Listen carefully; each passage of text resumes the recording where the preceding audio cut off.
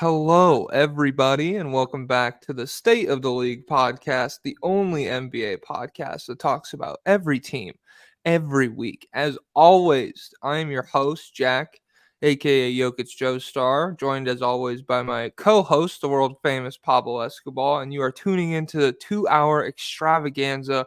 We are breaking down fucking Yuta Akatsu's domain expansion from Jujutsu Kaisen. Holy shit, Spoiler alert. he's got a bunch of fucking swords in there, guys. He can do it. He's not on fraud watch anymore. Yeah. So other than that, trade deadline this week. Some exciting basketball. The Nuggets just beat the Lakers. You're gonna have to subscribe to the Patreon if you want to hear us talk about that. I'll cook. That'll be the whole episode on there. I promise. I guarantee it. Oh my god. Pablo, how you doing? I'm doing great. We have a good amount of patrons already. Get in there, everyone. It's going to be a blast. And we are the sooner you do it, the more important you are. The $5 will remain the same, but if I see your username like 6 months from now and I'm like, oh shit, that guy was here week 2, I'll give you priority. And I remember everything. I'm really good at remembering names and dates and things like that. So yeah, tap in, lock in now. Patreon.com/state of the league. It fucking rocks. We're having a lot of fun over there.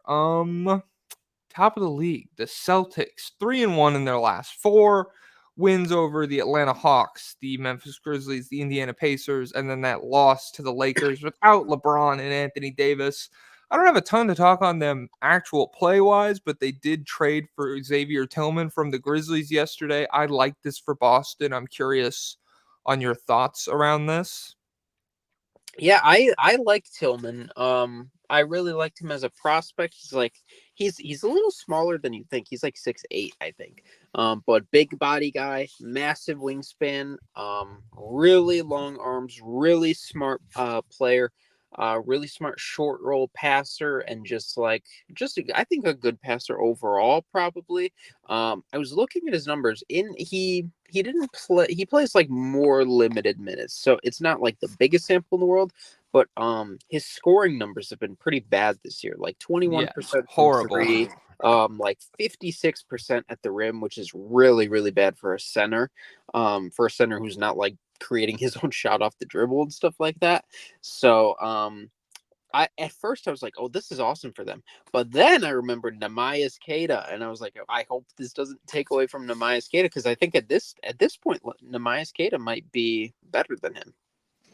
Well, I'm gonna be honest. Namias Kate is probably getting bumped down in the depth chart. No. No, damn it! He was gonna burst onto the scene. He was gonna save a playoff series for them, and he's buried behind Xavier Tillman. Yeah.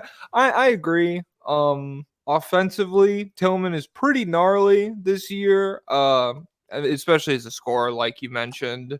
I don't really think that's why they brought him in, so I'm not too worried about it. It's just nice to have like another reliable defender in the front court in case Porzingis or Horford goes down. I think if Porzingis goes down, like that's a huge hit that you wouldn't really be able to overcome even if you had like a very legit, even if you had, I don't know, for some reason Paul Reed just jumped into my fucking mind. Not that he's like some Shots god at Paul tier, Reed.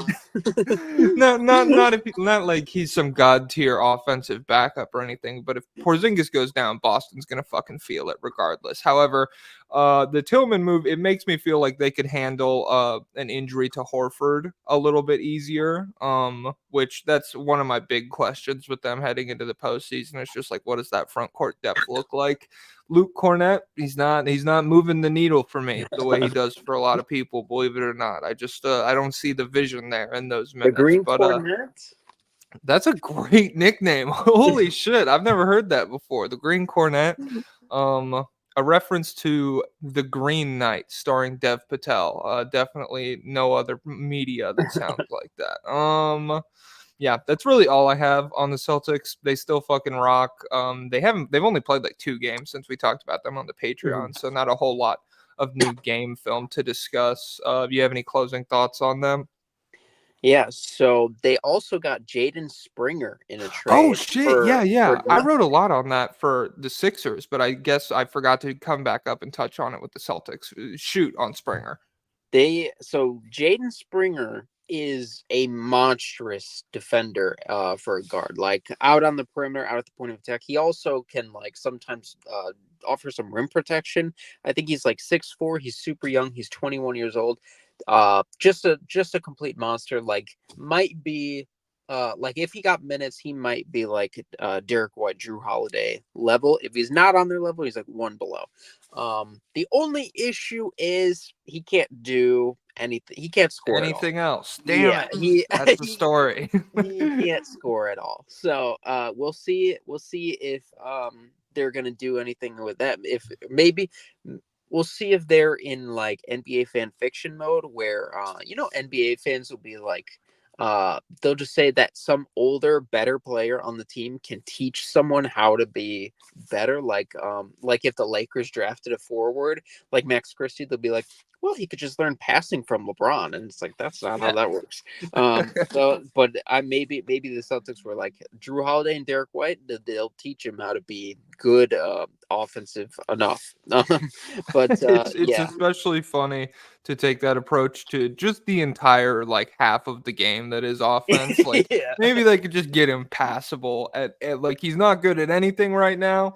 All of it. Maybe they could just like be a floor raiser for him. But he is a fucking I mean terrifying on ball defender. Like uh really shades of Suggs this season is what I got when I watched him. Like he's just in your fucking grill all the time. Annoying to go against. He was really pissing he didn't get run in the Nuggets game. I don't remember. I think it might have been like the Warriors game where he was just going at Steph Curry and he played really well against him and it was very impressive. And I was just like, fuck, that must be really annoying to play against. I wouldn't want to do that. So yeah, he's a very engaged guy, super fun to watch. And with Boston, it's they at least have like enough wiggle room offensively where theoretically you can get away with playing a non-factor if you get the right combination of elements around them out there because you have like if Tatum's on a heater, especially like just draining step back threes and whatever he wants, doesn't really matter. The rest of the offense you have out there is you can afford to have a bad guy, but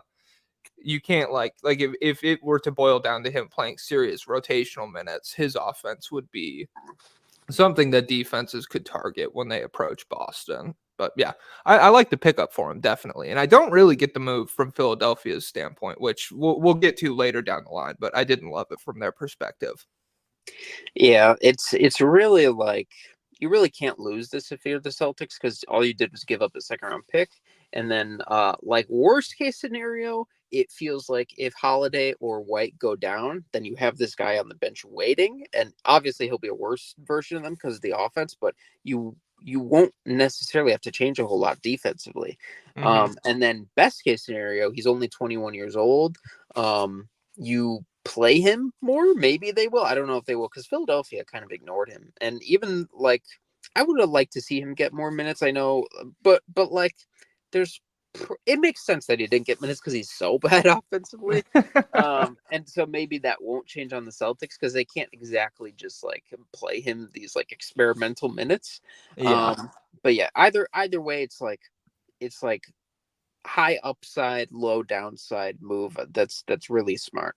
Jaylen Brown entering the dunk contest.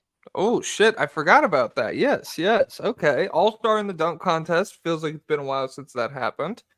He also liked an anti Miles Bridges tweet, but then he unliked it. So I don't know where we stand, but I'm hoping he's the first. Like I hope they see this. I hope he's that guy. I Um, mean, yeah.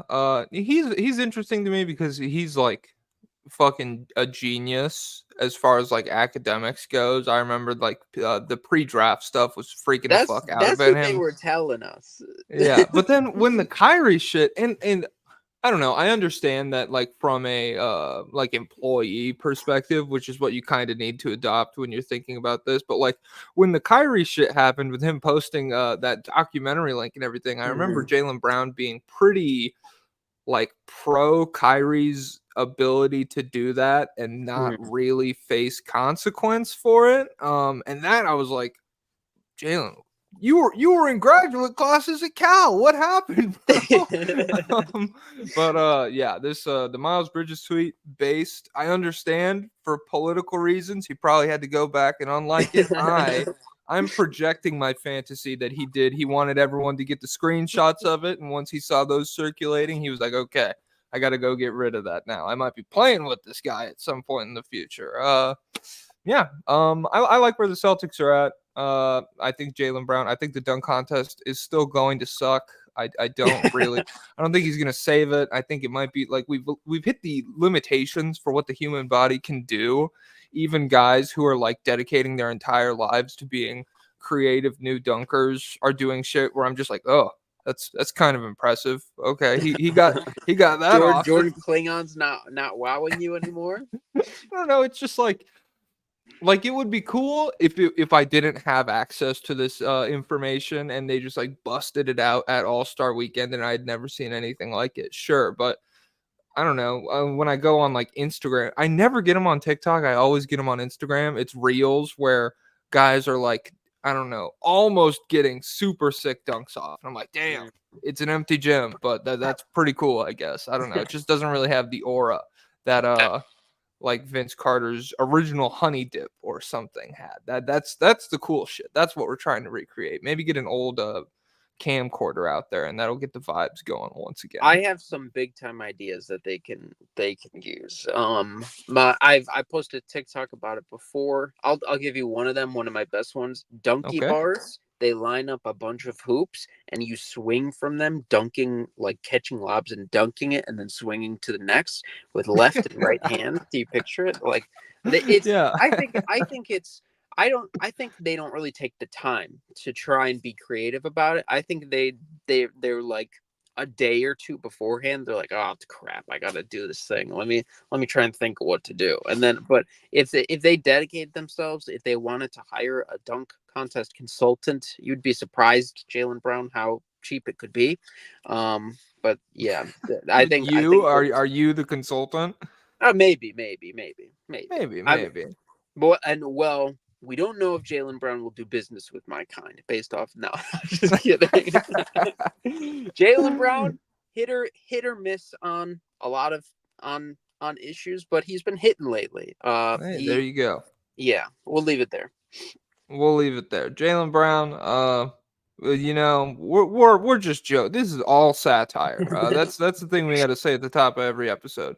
We've never said anything sincere on the internet before in our lives. And if you want to come on here and call us fucking stupid to our faces, absolutely. Yeah, that'll go up on the Patreon and we'll bump it up to $7 a month. We'll be like, fuck, Jaylen Brown's on here. Second seed. This shocked me. I didn't realize I know the Cavs are the hottest team in the league. When I saw they took second away from Milwaukee, I was like, whoa, holy fuck. They're 4-0. 4-0 in their last four wins over the Wizards, Spurs, Kings, and Nets. They are in the midst of an 8-game winning streak. They are 15-1 in their last 16. What are your thoughts on the Cleveland Cavaliers? Jared Allen got so mad last night. I've never seen Jared Allen get mad like that. He shoved Ben Simmons hardcore, and then they went on a 21-0 run. Does this team do they have the shit to them, as Ryan Russillo would say? He said this guy's got some shit to him. I don't know. Maybe the shit came from the Knicks series. It's just so it's just so stupid to have that be like the defining moment. I can't get over that mentally. What happened in that Knicks series, and so even though like that's such a gambler's fallacy type thing where it's like, oh, it's gonna happen again. It does scare me. This was nice. Jared Allen, a little bit of a dog in him moment. Ben Simmons. It was weird. I didn't like watch the game. I just watched the clip. So I saw Ben Simmons. They got tied up, and he really tossed his ass. Like I was like, Ben, what the fuck, dude? And Allen got back up and shoved him, and it was I don't know, lots of oh my god, pushing and shoving. Cleveland lit him the fuck up. I'm curious how this would have gone if Brooklyn was like a better team and we got like a very heated like this just leaked into the rest of the game and it was very toxic and physical and we got a super fun close fourth quarter instead of a 20-point blowout because one team locked in and started trying. But yeah, Shout out to Jarrett Allen. Shout out to Ben Simmons for giving us a little bit of beef. I also like that they beat the shit out of Sacramento. That was an impressive win. Like it was like 30 points. I'm pretty sure. De'Aaron Fox went for 19 points and 1 assist on 47% true shooting with 3 turnovers. Real testament to Cleveland's defense there. They've been phenomenal. Evan Mobley has been super impressive since his return. I was pretty questionable about him and Allen like fitting together and whether they could maintain the success that they've had in his absence. He has really only contributed to success since he's been back, so that's been very promising. He's been shooting the three super well in small volume, but I never contextualize my numbers. So like 47% from three, that's the same on 9 attempts that That's it the is on most. three. That's more than Yeah. Steph. Yeah, that's the most. There is no minimum qualifier. If you go 3 of 6 from three one night, you're leading the league. I don't care. The last thing I had, it would suck if they did all this and then they still drew the Miami Heat in the first round. Just because like that feels like if the Knicks series was to repeat itself in terms of like, oh, you're a bitch and we're physical dogs, grr. Feels like Miami is a team that has that in them to maybe do it to Cleveland. And yeah, that would suck. But Donovan Mitchell, he's fucking rocked lately. He's been on one. He should probably be like, I don't know, in the weird Kawhi MVP tier where it's like, okay, he's not the MVP, but we'll give him a couple votes just because. Yeah, that's all I got on Cleveland right now.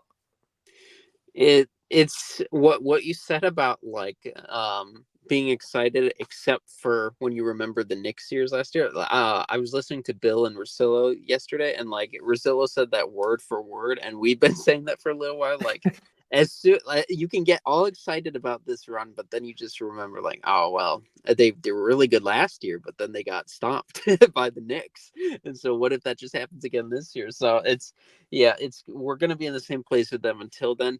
I wonder if Miami could be a favorable matchup for them just because Miami is very small and Mm-hmm. like Jarrett Allen is like Bam Adebayo size and what's it called? It feels like they really got bullied by Mitchell Robinson and Jalen Brunson last year. And then so I wonder if they could do some bullying with their guards against Miami, and then maybe like the size difference doesn't come in for them on the boards against Miami. But yeah, they're playing out of their mind. They didn't make any moves, but everyone was happy. They're like, we're good, we're rolling. The move is playing Sam Merrill more, just getting that guy some run. Yeah. That's why it's working out now.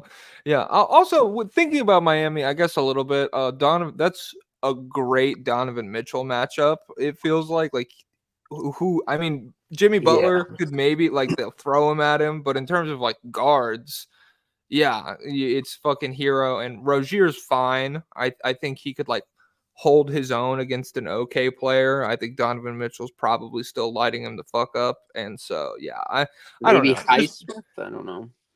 oh shit, I forgot Highsmith hit somebody with his car. That was kind of crazy. I think it was understandable, right? Like the Yeah, it was situation very I yeah. read, he was only like 45 in a 40, and their lights were off and stuff, and they were like pushing a car. So I hope he didn't do anything crazy. Yeah, well, if he hits Donovan Mitchell with the car, Miami's probably going to win Mm. that series. Maybe they'll bust that out. The Milwaukee Bucks, fucking trouble in Cheeseland. I'll tell you what, Oh 1-3 in their last four. Lost to the Suns, the Jazz, and the Timberwolves. They beat the Mavs. Holy fuck! I rewatched the Jazz like halfway through the fourth or halfway through the third, and then all of the fourth. And dude, this is a fucking disastrous loss. No Brook Lopez, but Dame and Giannis both played, and they played the entirety of the game, and they played fine by their standards. But they were up 15 with 3 minutes left in the third quarter, and then they end up losing the game by 15 points. It was a fucking disgusting game. Did you watch the Jazz game at all? no. Yeah, it was just I don't know, like the offense. The thing that jumped out to me a lot was, first of all, throughout that entire stretch, they only ran the Dame and Giannis pick and roll 3 times. I had like a tally marker on a piece of Mm. paper next What to did me it while I lead was to? dude, smothered Bobby Portis 2 pointers. It was fucking insane. Like it was so disgusting because yeah, like I don't know, Giannis wasn't rolling hard on a lot of them. On one, it seemed like a designed play for a Portis corner three because he had been pretty hot in the game throughout, and so he got it. He pump faked the 3 pointer and then drove and did like a weird mid range. And then on another one, Giannis screened and then just like rolled to like the high free throw area and essentially like took it was just like a post up, like it was like the pick and roll never happened at all, and that ended up with like a weird floater for Bobby Portis as well. And it was just like, why are we not spamming this? Because when Giannis or Dame sat, the offense seemed a lot less clunky. I get that the ceiling is not the same when you can get those guys rolling, but in terms of like what everybody was looking to do, when it was Dame out there, they were spamming the pick and roll with Bobby Portis. It was pretty effective. When Giannis was out there, he was driving to the hoop and he was kicking and the ball was flying around. When it was Dame and Giannis, it was just a lot more like, oh, is it my turn? Is it your turn?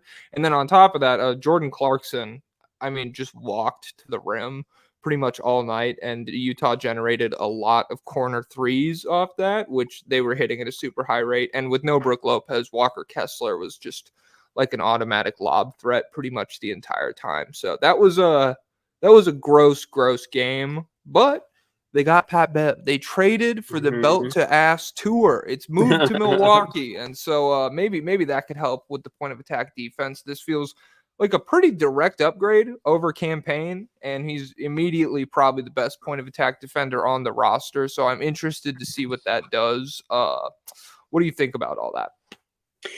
Yeah, I saw a little bit of their Minnesota game last night, and Dame was out for that. Mm-hmm. And it looked pretty rough, but I don't know if that's just because it's Minnesota, that Minnesota defense, and they were just able to key in on Giannis fully, and they were like, "Hey, beat us with other guys," and they weren't beating them. But when I had it on, it was just like Giannis spinning into three bodies. It was like, Jesus Christ, this is not going well. Um, but yeah, Patrick Beverly, you're hoping this is your savior. You're hoping this is the culture setter. I think they loved him in Philadelphia. We loved him in Chicago. Everyone loves him wherever he goes. He's a good vibes guy. So hopefully he'll bring some good vibes but do his good vibes, can they vanquish Doc Rivers' bad vibes? Doc Rivers is 1-5, I believe, as since taking over as head coach. That's from StatMuse. And so yeah, not it hasn't been going well at all for them. Damian Lillard talked a little bit about how in addition to, or like, he talked about how his divorce is really hard for him too, because Mm-hmm. he's going through a divorce, and he said he's a big time family guy going through divorce, and he has 3 kids, and I believe they're all still in Portland. So Damn. it's so not only you have to learn this, like, come and learn an entire new team the first time, for the first time in, when was he was drafted in 2012, so first new team since 2012. Then the coach gets kicked out in the middle of the year, and then yeah, and you're playing And with your your coach, best your coach player. quit because he didn't want to be around anymore. The guy that you Yeah, fucked with from Portland, he's like, "That's my friend," and your friend's like, "Fuck yeah. this, I don't want to be here anymore." And yeah, I Can don't they mean get to him laugh. back? Will he come back for Doc? Oh, I don't mean to laugh at Dame going through a divorce, but just the idea of like going through a divorce in Milwaukee instead of Miami, like that Yeah, sucks. I don't know. Like he wanted to be in Miami, and Miami, it's probably a good town to be single in. I would have no idea, but I Milwaukee think just it is doesn't. better for him media wise, because like if he was in a bigger market, they would be on his back. They'd be like, "Why are you playing so bad?" And he'd be like, "I'm having a hard time." They'd be like, "Michael Jordan had hard times. He played through them. Kobe had hard times, whatever." So it's like, yeah, this is Milwaukee isn't giving him that much heat, so I think that's helpful. No, he's a fucking all-star starter. They're giving him Yeah, cooling pads. They're not giving him heat. I mean, yeah. So I don't know. I guess like the big feeling around Milwaukee for me is just like the clock is ticking on showing me something that makes me confident a playoff run can happen. Because I've been pretty lenient with them in terms of like harsh criticisms and putting a hard cap on their season because I'm like the ceiling of what this team is capable of. These guys are, I mean, they've got the core of a championship team and they're one of the best offenses in the league. And Dame has historically gotten better in the playoffs and blah, blah, blah. And now it's just like, I don't know. It's the All-Star break and you're fine, but you don't really feel like a team that's going to go toe to toe with Denver. You don't feel like a team Mhm. that's going to give Boston an extremely difficult series. Or like I don't know if they got into a matchup with the Clippers right now, I don't know how it would feel. So yeah, it's just show me something. Show me an extended stretch where you don't lose by 25, where the defense looks passable. It's just yeah, it's nasty stuff up in Milwaukee, but it is what it is. Maybe Pat Bev is the savior of the Bucks. Moving on to the Knicks. Pretty interesting team. Very active at the trade deadline. What did you think about them? Let me pull up my notes. Oh yes. Okay. So they gave up Quentin Grimes for Bojan Bogdanovic and Alec Burks and some other guys, but not the we'll focus on the big sharks. Sorry, Malachi. Um but yeah, that I think everyone came away saying like the Knicks got the biggest dub of the trade deadline. They're going crazy because yeah, I like Quentin Grimes. I think Quentin Grimes is good. But for this year, getting a 20-point per game scorer, an efficient one, so a guy who shoots like over 40% on high volume. Alec Burks also shoots 40% from three. And only giving up Quentin Grimes, who wasn't playing well. He would play heavy minutes sometimes. He was like okay playing like 38 minutes. But they got these guys without giving up picks. So they're still, yeah, they're for sure better. Um OG is going to be out for 3 weeks. Randall's still out. Brunson just tweaked his ankle. So yeah, we're gonna see if this hot stretch holds. Also, Jalen Brunson, Josh Hart, new podcast, roommates. Shout out to the roommates. We'll have you on if you want. Yeah, we could. We'll go on your podcast. You come on ours. Home and Yeah, home. yeah. I don't know. I like the pickups for the Knicks as well. Definitely feels like they improved. Probably the most of any team at the trade deadline, like you said. Yeah, the shooting gives them a very interesting wrinkle. It's also it's nice that Tibbs is definitely going to play both of these guys. These are, I mean, like you have a fucking 35-year-old and then Yeah. Alec Burks. So he's going to be on board with both of these guys and they'll get minutes right away. And for Quentin Grimes, it was interesting to me because it seemed like Quentin Grimes did not play. And then like I went to his game log and I even broke it down into like 10 game increments. He's playing 20 minutes per game the entire year. So like I don't know, it just maybe his minutes weren't that notable, but I'm happy he's off the team. I'm happy he's in Detroit Mhm. where he'll probably get a little bit more run. And then yeah, none of their losses recently. They're 2-2 in their last four. They don't feel super scary just because of all the injuries that they've had. I am just curious. Yeah, they'll probably need to kind of like restart this hot streak. That's what I think once Randall and OG are back, and depending on how long the ankle takes with Brunson, because yeah, it's they've been playing at an extremely high level and maintaining this level of play without two of your three best players. That's very difficult. Yeah, other than that, I wish Mitchell Robinson was healthy. That was my last bullet point. Like, I don't know. They rock now and they are fun and they are good. And Hartenstein has been a really interesting story this season, but just their defensive ceiling with a healthy Robinson, that would rock. That's really fun to think about. Yeah, I really wish we got to see them with OG, but without Randall Moore. Just to see how that would look.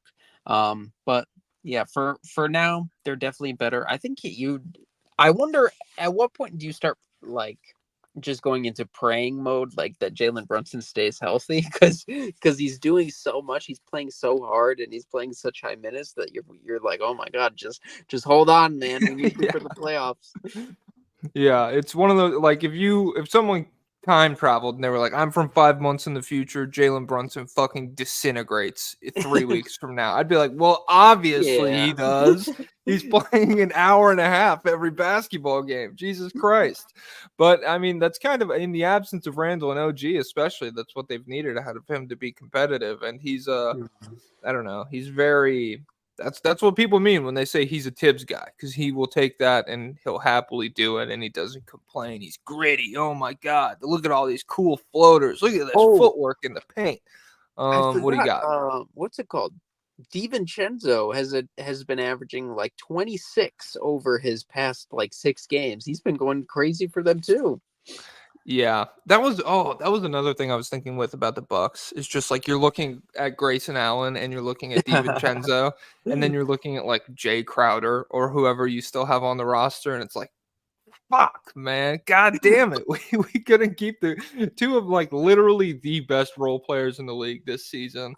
And we're rocking with Pat Connaughton. So that's tricky if you're Milwaukee. But shout out to him in New York. Maybe the Italian blood is pumping a little bit faster up in the mecca of Ooh, basketball. Maybe he's they on the street. traded Ryan. They lost a Villanova boy. They traded who? Archie Diacono?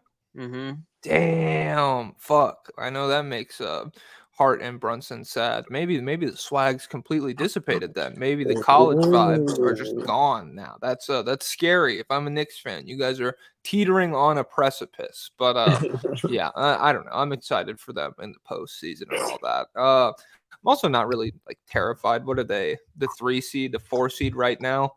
It would Hmm. rock if they could get home court advantage in the first round, but at the end of the day, anybody below them, it's weird. We're going to talk about the Sixers here in a sec. Sixers, Pacers, Heat, Magic. I'm not really like freaking the fuck out if any of these teams jump me and I end up playing like a 5-4 matchup in the first round of the playoffs, save for Miami. That would suck, Yeah. but yeah. All right, moving to Philadelphia. Jeez. It's gnarly times. 1-3 in their last four, beat the Jazz behind Tyrese Maxey's 50-point game, 51 points, a career high, and then they lost to the Nets, Warriors, and the Mavericks. Fairly active at the trade deadline as well. They picked up Buddy Hield and campaign. They shipped out Patrick Beverly. Furkan Korkmaz has been freed from the shackles of Philadelphia basketball, and then Marcus Morris is also gone as well. So, what do you think about the Sixers right now? Um, Daryl Morey was cooking, but we don't know if it was edible. So he they got Buddy Healed. That was good. Because they what did they give up?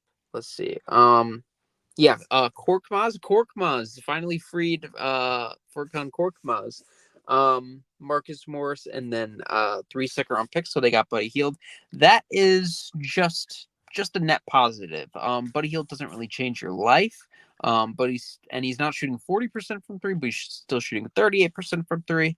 A lot of gravity as a shooter because people still know Buddy Hield is a knockdown shooter. So that was a good move. But gave up Pat Bev for campaign. Not doesn't seem like the greatest move. Also, bad PR move because he told Patrick Beverly that he wouldn't be traded after the Denver game, and Patrick Beverly has a podcast and he told us all that. And so you got to wonder. The Denver game was a little wild. It was pre-Embiid injury. So did that change things at all? Did that make you want to have campaign over Patrick Beverly for some reason? Or it might be, you know what, it might be it could all be a part of a salary thing. I think they're trying to make enough room to sign Kyle Lowry. That's like all their indications. So Kyle Lowry, hometown kid, he's going to return at some point there. But yeah, they gave away Jaden Springer to the Celtics for basically nothing, and that's your rival. So that feels like an L. They turned down a Bojan Bogdanovic trade because the Pistons were like, give us Tobias Harris. And they're like, no, we don't want to give up Tobias Harris. So that's fine. But big, very, very eventful trade deadline for them. But it feels like they're on the losing end. So we'll see. Yeah, I don't know. It's interesting. Jackson Frank tweeted out that the Buddy Hield move feels like they're anticipating an Embiid return. And then the campaign pickup and moving off Jaden Springer feels like they aren't. Like they're more looking towards the off season and seeing what that's going to bring. And I'm curious. I don't know. He did get the meniscus procedure done, and I believe it was the one that is worse for you in the long term, but gives you a shorter timeline to return. Yeah. So theoretically, he could be back in the mix this season. To be honest, I even like if I was a Philly fan, I wouldn't really be desperate for that. I'd almost just rather be like, all right, don't be playing yourself into shape mid-April trying to make the playoffs, especially because they'll probably slide over the next couple of weeks and have a pretty disadvantageous seeding. But I don't know. If he's back, he's back. Buddy Hield's fun. I think I am a little excited. You made a video about Seth Curry this week that I saw, and I feel like Buddy Hield could maybe scratch a similar itch in terms of like, oh, Maxi's on the bench. Let me cook on ball a little bit in like an Embiid. He's probably not as good of a passer as Seth Curry is. I think Curry is underrated in that respect, but I don't know. Embiid just has so much gravity that if you're even like a capable on ball scoring guard, you're going to have a little bit of fun in the pick and roll with him at times. So, yeah, I like it for them. And obviously, he's a phenomenal shooter. So, that move rocks. Campaign, weird, like we already touched on. They're up 2 second-round picks. Congratulations. Those are super valuable in the NBA, and they always result in very important things happening when second-round picks are moved around. Any other thoughts on the Sixers? I how are you gonna view Tyrese Maxey? How is everyone gonna view Tyrese Maxey coming out of this stretch? Because so after Embiid went down, he had the huge game, but ever since then, it's been some pretty rough games. There was like eight for 23, 6 for 16, 5 for 14. So he's been struggling a little bit. So I wonder, are we gonna excuse me. Are we gonna come out of the stretch thinking, oh my God, this guy's awesome. He can carry a team on his own, or are we gonna come out thinking, oh man, this guy is a complimentary player. He needs Joel Embiid to be his best self. I mean, the latter is definitely how I felt about him this season, even prior to this recent stretch. It feels like he had 40 against Houston, and that was an impressive outing. But for the most part, he has excelled next to Embiid, kind of thriving in the cracks of the defense that Embiid creates. He's really good at just like catching people by surprise when they're staring at Embiid.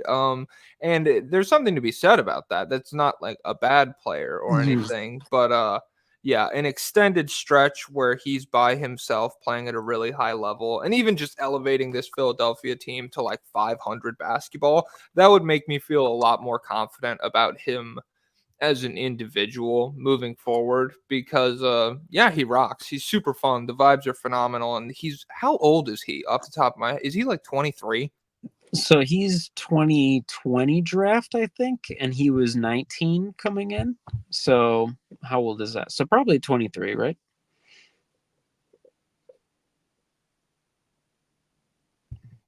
I'm Googling it, but I'm slow. Hold on.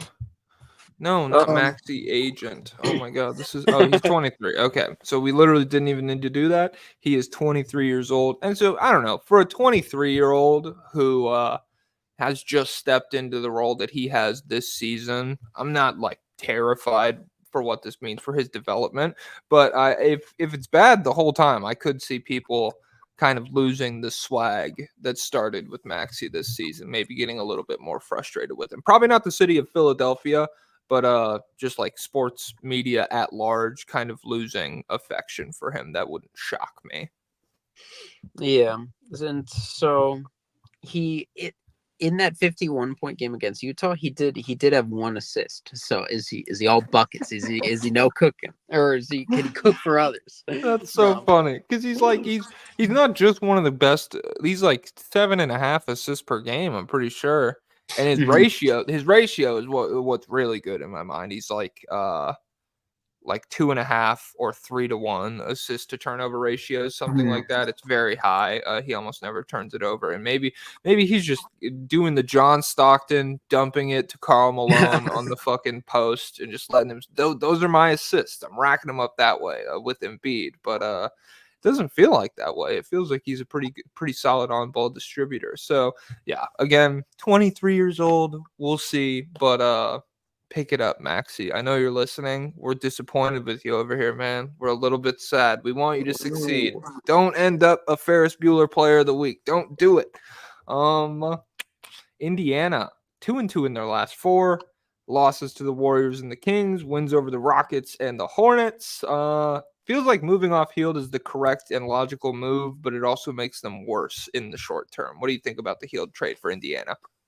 Yeah, I thought it was weird because it was like it for sure made them worse. Because they had a choice, either 5 months of Buddy Hield or three, how many second round, or 2 second round picks, and so they made the decision to get 2 second round picks, and that doesn't really feel like the move that a team that was in the in-season tournament final, that was having the Tyrese Halliburton year, that just traded for Siakam. It doesn't feel like a move that team would make.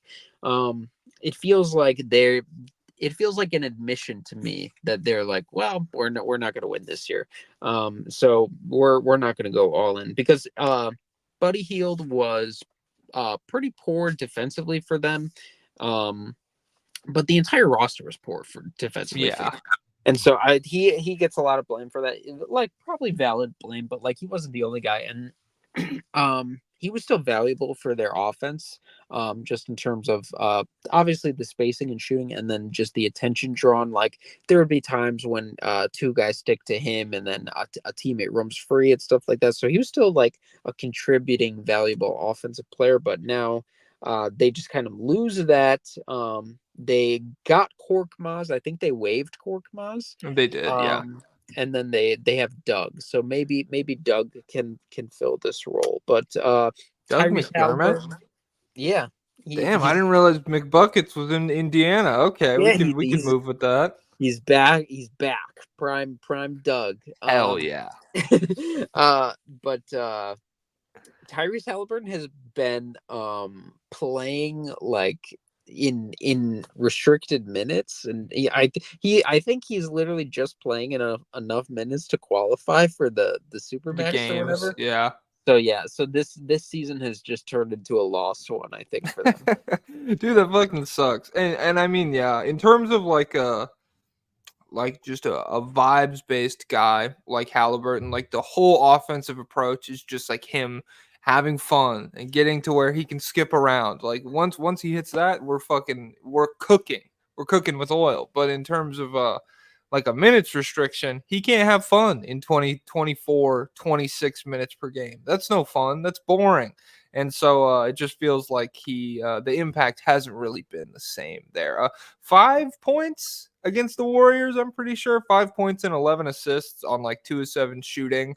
And they Mhm. only put up 109 against the Warriors, which the Warriors with Draymond, I'm pretty sure they've been passable defensively this I think season. I think since they started him at center, I just saw who I it might have been Jackson Frank again. Like Motherfucker. since they put him at center, they're like the third best defense in the NBA. I think it's only been like 5 games or something. Yeah. But Well, I mean, Draymond at Dre, center, like baby. he has not taken a step back defensively, which we've said on this podcast before. Like he's very, very, very good defensively still. You would love to see the greatest offense in NBA history crack 110 points, regardless. Yeah. On my last bullet was just like, you don't see Trey having games like this. Honestly, We're up. We're up. don't see that up right now. Oh, that's fucking hilarious. Yeah. So Pacers, it's stupid. The season's not cooked, you know. The future looks bright and things are fun, but it's cooked a little bit. Like we're slow. We're boiling the water right now. The pasta just got dumped in. It's crunchy still, but we're nearing al dente. Did you hear the Paul George rumors?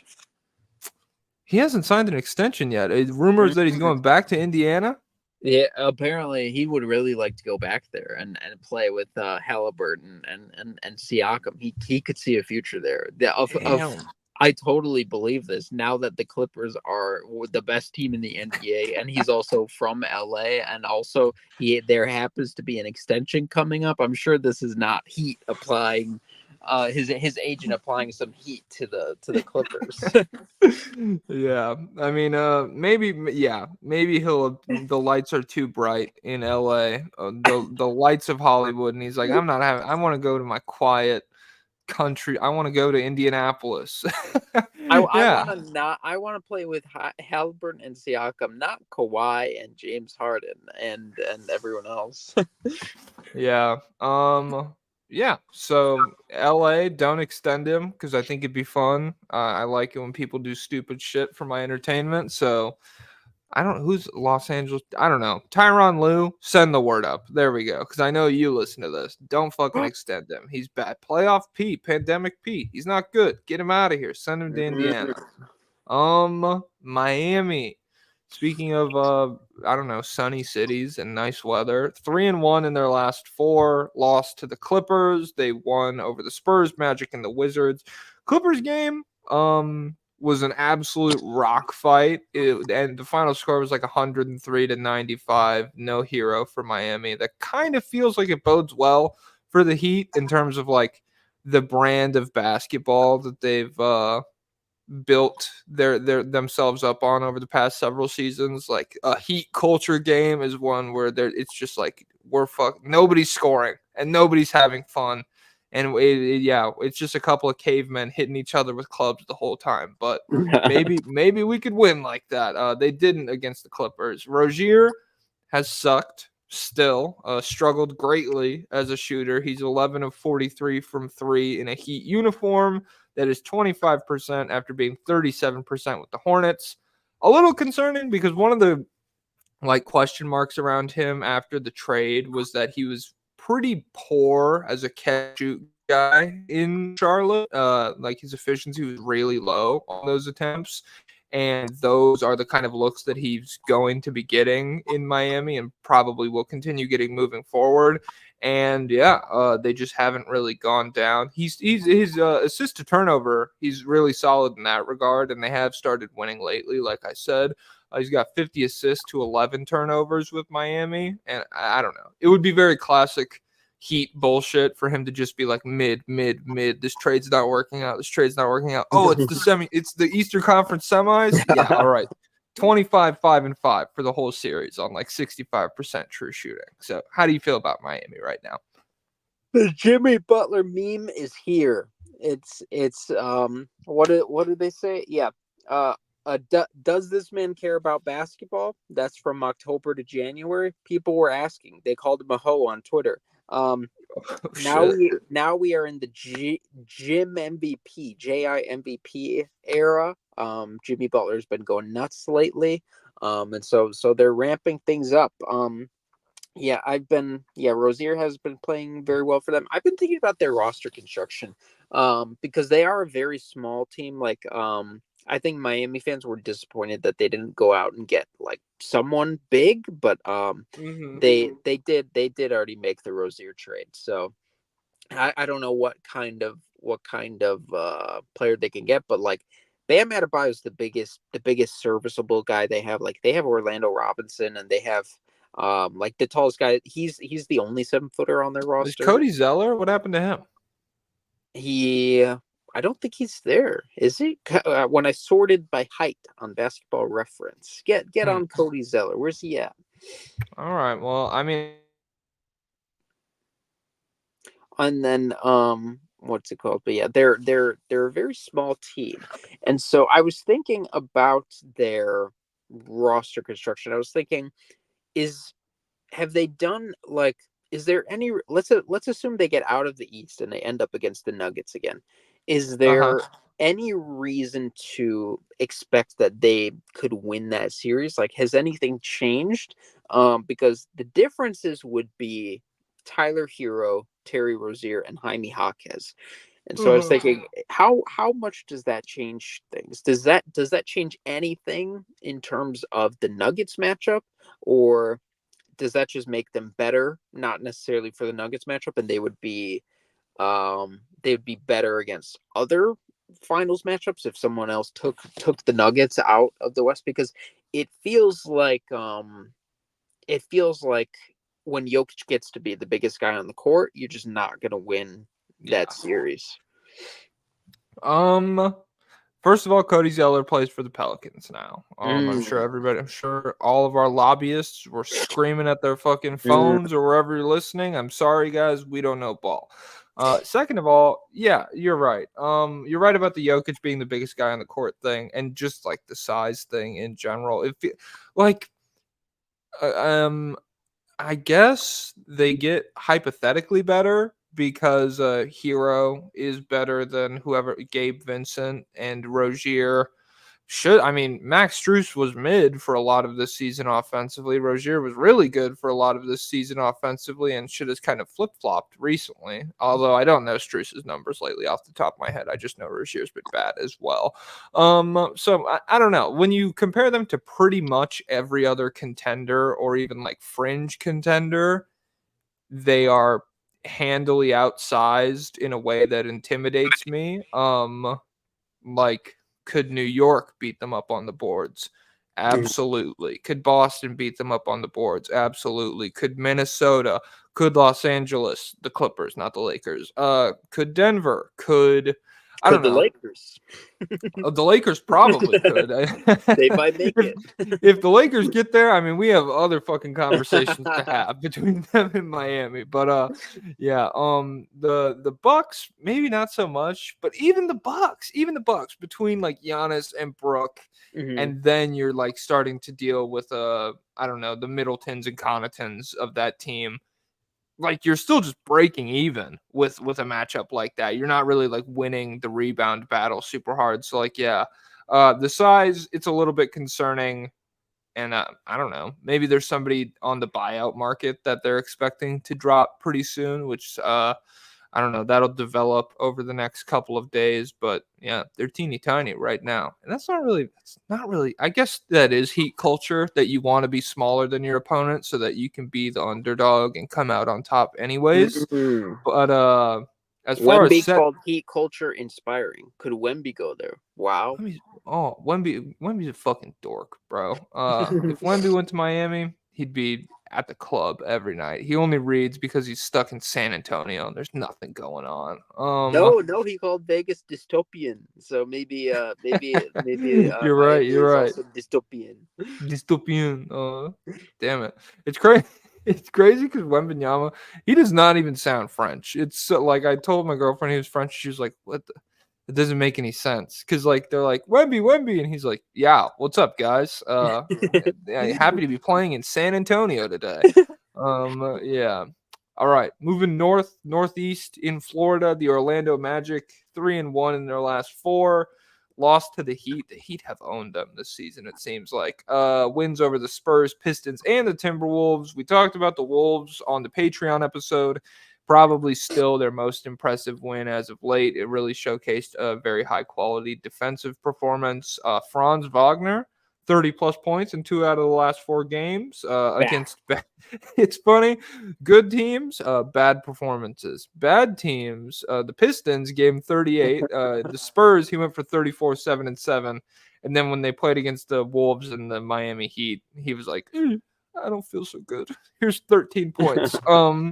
But yeah, I don't know. It doesn't surprise me they didn't do much at the trade deadline. We've talked about it several times. They just ride the season out. We'll see what happens. Pablo got the All-Star nod. You guys are up. It's fine. Make some decisions in the off season. What do you think? I saw you got called a Magic hater online, and you told him to go check out the Patreon. I liked that a lot. Yeah, what do you think about the Magic, Mister Hater? I hate these guys. No, everyone who thinks I'm a Magic hater, just head on over to the State of the League Patreon episode from last week to see me address these allegations. Yeah, they didn't do much. Yeah, there's some Evan Fournier rumors. Oh shit! Oh my god. Damn. If they weren't, I don't know. Like there are teams like the Bulls. It seems like the Bulls Evan Fournier rumors suits them well because it's like, oh fuck, Mm. is this really where we're at? We're at Evan fucking We're Fournier rumors. we're we're an Evan Fournier away from contending. Yeah, but with the Magic, they've had such a fun, surprising season that it's like, oh, let's go get Fournier. Let's see what happens. Who cares, you know? But I don't know. That's not the vibes that should accompany Evan at this point in his career. Sorry, Fournier, but it's just what it is. You're washed, bro. I don't know. You're fine for a team that's as bad as shooting as the Magic are. To be honest, that's probably something that they could use from him. So maybe pick him up. Who cares? Who cares? Other than that, yeah, not a whole lot to talk about with the Magic. The lack of activity from the Chicago Bulls, kind of a story at the deadline. What do you think about that? It's a disaster. Let's see. What did I even write anything? Oh yeah, I did. Obviously the front office is a complete disaster. I it like the Bulls are we are at the level of gun control where there's nothing to even talk about because like with gun control it's like, hey guys, we're the only country that everyone has these guns. Everyone's getting killed all the time. Let's do something to make sure there's less guns. And they're like, well, we can't have less guns. Come on. And then so it's like, okay, so we like every other country, we know the answer to this problem, but they just aren't going to solve it. With the Bulls, we know the answer to this problem. They're not going to solve it. This isn't a contending team. This isn't a real team at all. They could have traded Caruso for 2 firsts. They could have got something for Drummond. They could have got something for Levine a year or two ago. They could have sold high on DeRozan at his peak. They could have traded everyone at different points. They should have never traded for Vucevic. It ruined the franchise. This front office is a disaster. They're worse than Garpax. The only saving grace is Kobe White. Kobe White's been going nuts lately. But even that, like I genuinely I really don't even want to tune in. I really I just can't handle it anymore. And Kobe White was so good last night, but it's just completely tarnished for me. It is so ruined. I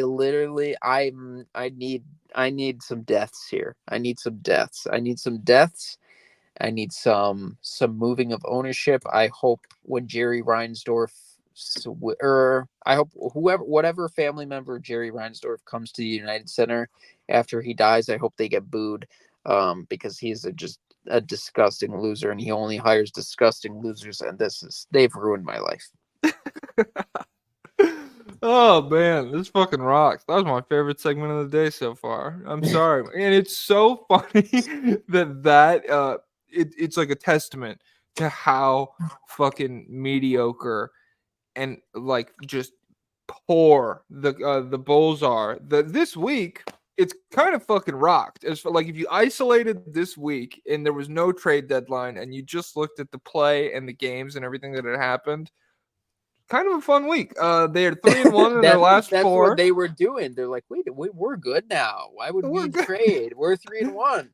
Andre Drummond had 15 and 15. Okay, we're not We trading him. can't trade Stop that calling. guy. We got to Jesus re-sign him Christ. next year. Oh Which, my. damn, I almost dropped a prime Drummond reference when you said Tillman only shoots 56% at the rim. I was like, I used to beef with people online who thought Andre Drummond was a good finisher because he finishes half of his fucking layup attempts, and I was like, God damn, it's Oh, not good. was he at 50%? Yeah, he was like in Detroit, he was like 54 or something. And I was just like, this is like, look at his attempts. He's standing under the basket. But to be honest, in Chicago, he's been like a guy I would happily have given up a couple of seconds to add as a backup in Denver. I don't think like his flaws, which are still totally there, in a backup role, they don't really matter as much, and the things that he does well still really impact the basketball game. Yeah, they're 3-1 in their last four. They lost to the Kings, even though they nearly came back from like 30 points down. I'm pretty sure they made it a close competitive game. And then they beat the Grizzlies, they beat the Hornets, and they came back from 23 points to beat the Minnesota Timberwolves. That win fucking rocked. We're gonna touch on Kobe White a little bit later. Might be in the awards, I don't know. But yeah, the ending of the game it felt more like a condemnation of Minnesota and how much they fall apart when they're pressed by a good defense that can defend Anthony Edwards well. But at the same time, Chicago's defense, I commend them. They defended Anthony Edwards really well. Alex Caruso looked like a guy that you could get a couple firsts for in that game. And then I don't Oh, know. Nothing happened. They're 15-10 in their last 25 games. This is my my big bullet point. And who cares? What does any of this mean? Would any sane person rather watch this over a 20-win season that results in a draft pick and a clear direction for the team? I don't think so. Every big moment where the Bulls get into like a clutch situation and Kobe White passes the ball to DeRozan and he like questions himself and you can see it. He's like, "Fuck, I want to shoot this, but DeRozan's my guy. He's my OG, and I gotta give him the ball. He needs it in these situations. He's our closer." And it's like he's not. He's not. Kobe, please shoot the ball. Just close the game. It's fine. You're so much better. First of all, you're so much better in these situations specifically. And yeah, I don't know. Chicago, you guys should feel bad. If you're listening to this, I know you are Reinsdorf. If I had cursed speech, I'd say something crazy to you right now, but I don't want to hurt Pablo, so I won't do it. how many injuries are we away from the Bulls coming out of the East? So Embiid would have to stay injured. If Mm-hmm. Tatum goes out, do you think they beat the Celtics? Just Tatum. Absolutely not. No. If Derek White goes out, could they beat the Celtics? The road for the Celtics, Tatum goes out and Porzingis goes out. And Tatum then goes out, maybe Porzingis goes but out. even then, Kobe White still has to go at like a backcourt defense of Derek White and Drew Holiday, and then like he gets that switched off, and it's like, oh shit, Jaylen Brown's still right here. So So do you need another out of there? fuck it, yeah. Drew Holiday goes down too. Let's say Drew that. Drew Holiday. Okay. Giannis. Could we beat a Damian Lillard led Bucks team? Do you think? Dude, if Doc Rivers is the coach, legitimately anything's possible. that it's crazy how much more feasible that sounds than the Celtics question. Yeah, so fuck it. For the source of entertainment, yes, they're beating the Bucks with just Dame. All right, so we're at 4. Who else is who else is in front of them in the East? Dude, and we've already seen Mobley and Garland go down, and the Cavs got better. So let's Yeah, call so we're 3 away from them. We're yeah. so that's 7. We're at 7. The Knicks, if Brunson went down and it was just a Randall led Knicks team, I think they might They still might be able to beat the Bulls. Yeah, I mean it's because Brunson doesn't really fuck up your defense that much. It just makes the offense disgusting. But like in terms of the Bulls scoring, if Kobe White's not shooting 55% from three, what is DeRozan? The elbow jumpers are erased. They don't exist in a Knicks series. So yeah, that's I think the Knicks. You probably need Randall to go down as well. We probably need Jimmy and Bam to go down. Who else? We You need probably Halliburton. You need yeah. Siakam down. So this is like 15 guys. What a disaster of a decision, I man. mean, This is the worst. And then just get like if you even think about seeing whoever it is in the Western Conference, oh my god. oh man, if they draw, I don't even know. Like, what's the 9 seed in the West right now? It's still probably a tough matchup for them. Yeah. So the Bulls, they're a little ways away, but every championship run needs a little luck. This is facts. We would need the Joker to attack the All-Star game. that's what would need to happen. Oh my god, I like that a lot. Oh my god, that fucking rocks. Okay. Well, this isn't Heath Ledger. This is the Barry Keoghan cameo Joker in the new Batman, the Matt Reeves Batman movie. So Barry Keoghan, you weird little guy, do your magic, man. Indianapolis, no one's gonna miss it. It'll be fine. It'll be fine. And then the Bulls, they're getting. Is it literally just all Michael Jordan's titles? Would this be number 7 if they won a championship? Yeah. Okay, they're getting number 7. It's on the way, baby. Woo, Windy City basketball. Equally, I don't know, not equally mid. Nobody's as mid as the Bulls, but the Hawks 2-2 in their last 4. DeJounte Murray is still on the team. What's going on there? Losses to the Clippers and the Celtics. I don't really expect Atlanta to be in that tier, so that doesn't surprise me. Wins over the Warriors and the Suns. They gave up a 47-point fourth quarter in a 5-point loss to the Clippers. And so you Oh, can look the double-edged sword. That sucks, but for 3 quarters, you were hanging tough with one of the best teams in basketball. oh So I mean, yeah. yeah. So Who's to say? those last couple minutes, like they weren't canon. They weren't canon. Yeah, that was just a movie. Yeah, that was like a weird little side plot they had going on. It was scrapped originally in the manga, but then they cranked it out to get a little bit more money. So, I don't know. I'm just confused about what this team does moving forward and whether or not Trey is going to stick around through it all because he barely got the fucking All-Star nod. He got the reserve nod. And it's just They like gave him the Jesus Christ. Okay, here. That's what they fine. got. Oh my god. We get it. You're cool. You're cool. You make a cool pass. We got it. Ugly. Oh. Ooh. um so yeah, I don't know. Like it's not like being in Atlanta has benefited him a ton. Like the roster construction has been super wishy-washy, especially when you go through year by year and you acknowledge the fact like from day one, Atlanta was like, oh shit, we're drafting a super good offensive guard who, even if everything pans out, we will need to supplement with point of attack defense. Like that has been, it's been common knowledge the entire time. When you go through year by year, they haven't really had anybody. And if DeJounte Murray pans out, I get that moving for him was supposed to fix that a lot, but I don't know. It's hard to pin this long of ineptitude of defense on just like one move that didn't work. So I don't know.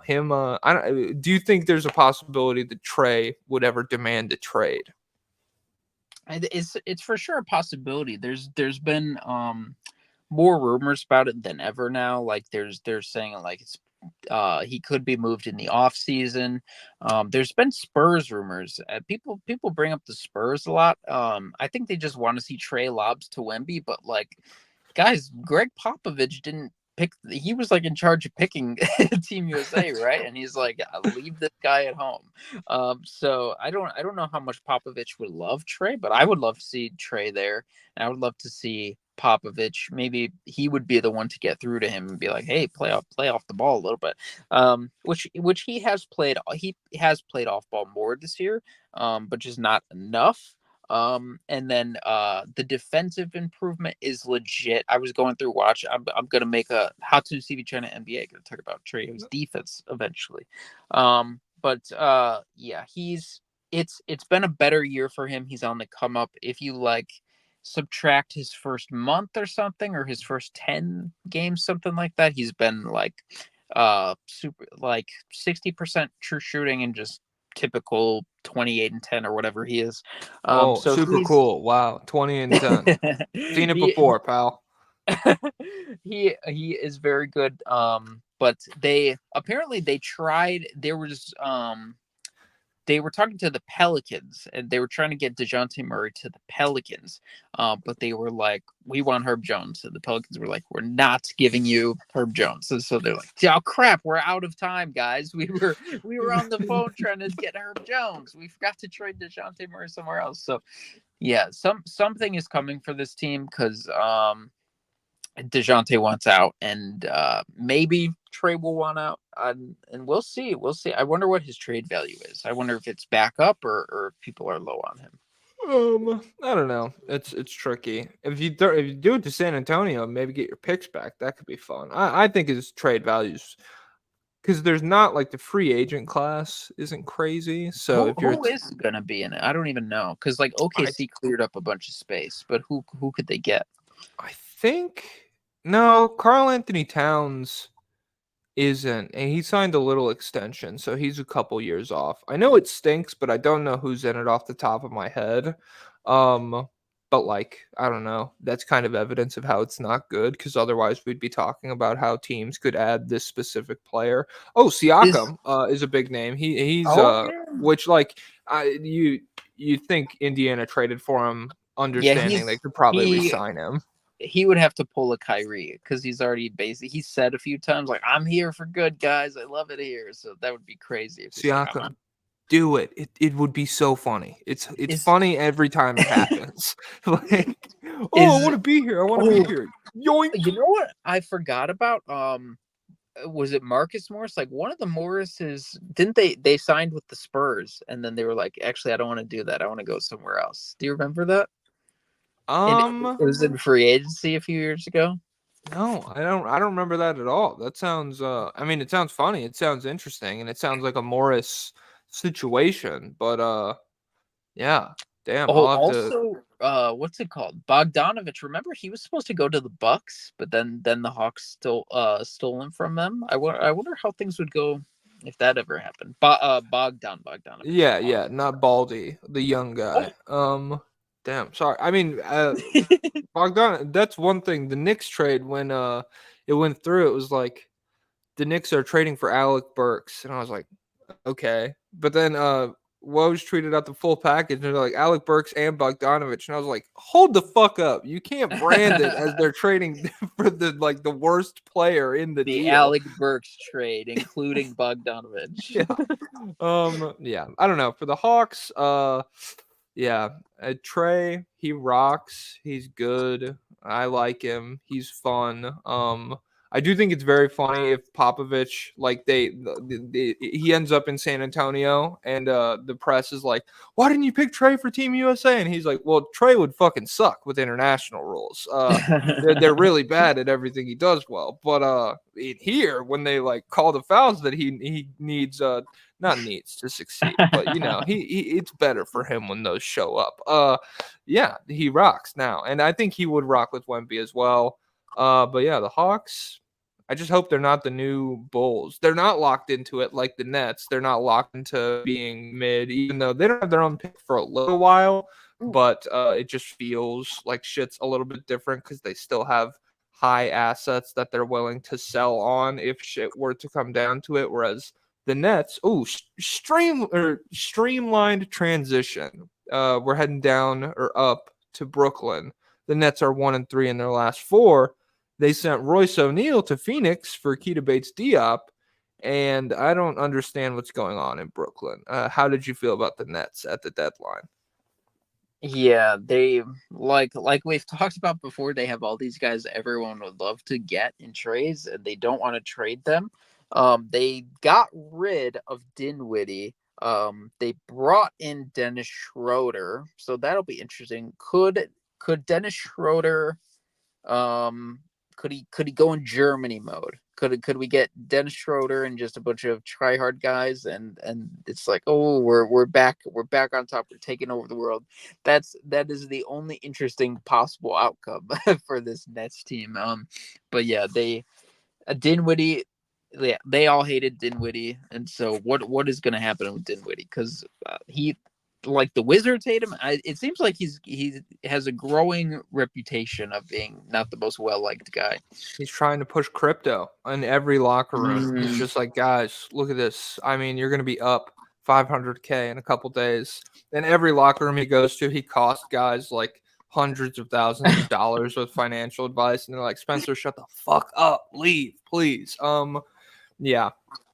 For the Nets, I don't know. Schroeder over Dinwiddie, especially this season, feels like a direct upgrade, even if he doesn't go Germany mode.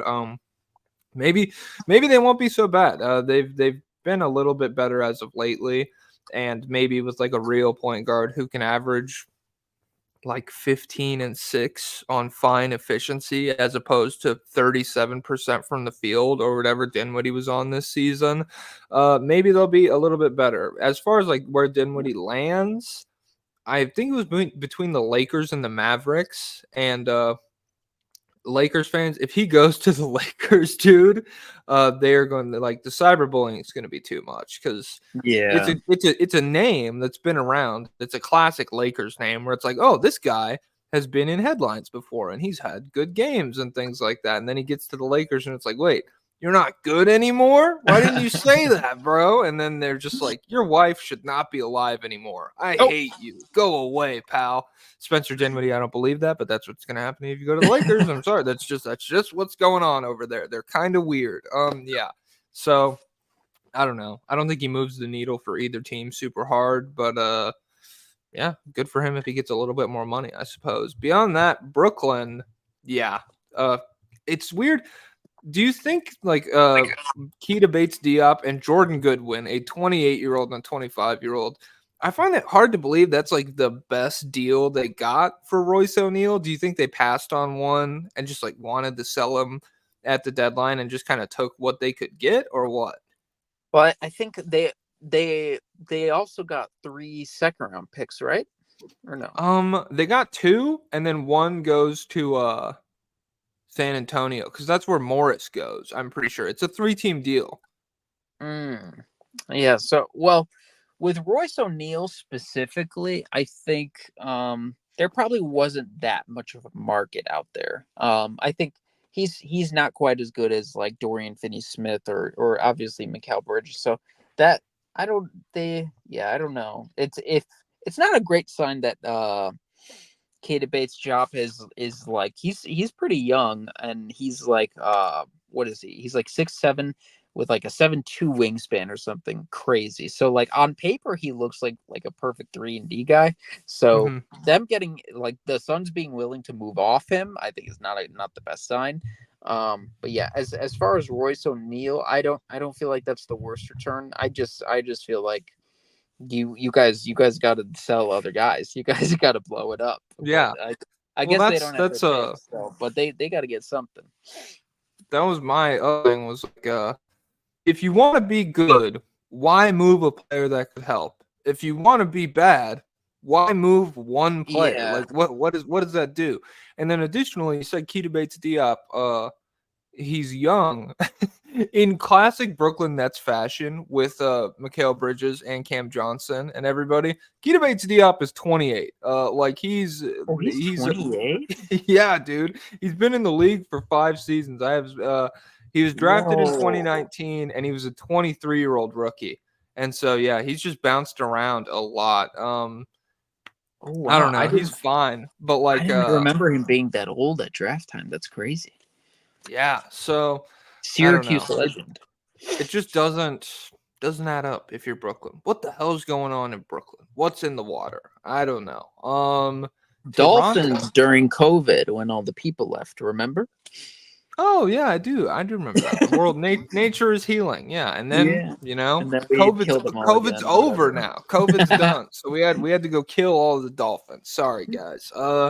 Toronto. Speaking of extinct species, Toronto, the Raptors, 1-3 in their last Mm. 4. They beat the Hornets. They lost to the Pelicans, Thunder, and Rockets. Another team that was very active at the deadline. They moved Otto Porter and Kira Lewis and their first round pick to pick up Kelly Olynyk and Agbaji. I don't know how to pronounce his first name.